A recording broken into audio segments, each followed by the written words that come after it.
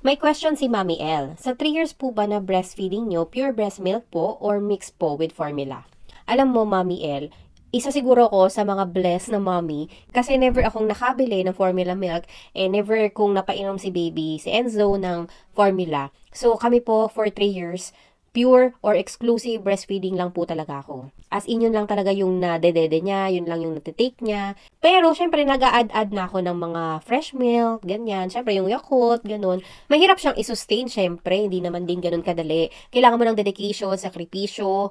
Pero, syempre, kung gusto mo talagang i-push nga, magagawa mo naman yan. Nag-stop na lang din talaga ako ngayon, bukod sa mahina na yung supply ko, masakit na rin siya dumede. Masakit na siya magsak. Kaya yon, kinausap ko siya, nasabi ko sa kanya, anak, pag nag-birthday ka, once you blow your cake, stop na tayo sa dede ha. 2 months kong pinaulit-ulit yun sa kanya hanggang dumating yung mismong birthday niya. Then, nung mismong birthday niya, kinausap ko ulit siya sa harap ng maraming tao, family, friends, na sabi ko, ayan anak ha, may witness tayo.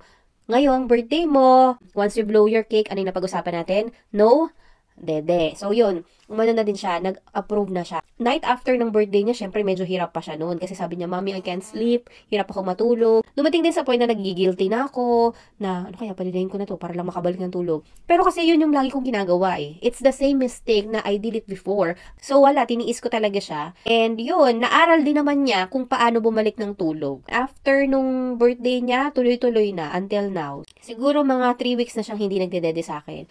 So, yun, finally graduate na kami sa breastfeeding journey. Pero laking pasasalamat ko kasi nga, isa ako sa bless na hindi kami gumastos ng malaki sa pagpapalaki ko kay Enzo dahil hindi kami nag-formula milk. So yun, Mami, ikaw, ano po ba ang kwento mo? Are you currently breastfeeding ngayon or nag-mix formula ka ba? Wala namang problema dyan, you still a mother and as long as healthy si baby. So yun lang, Mami.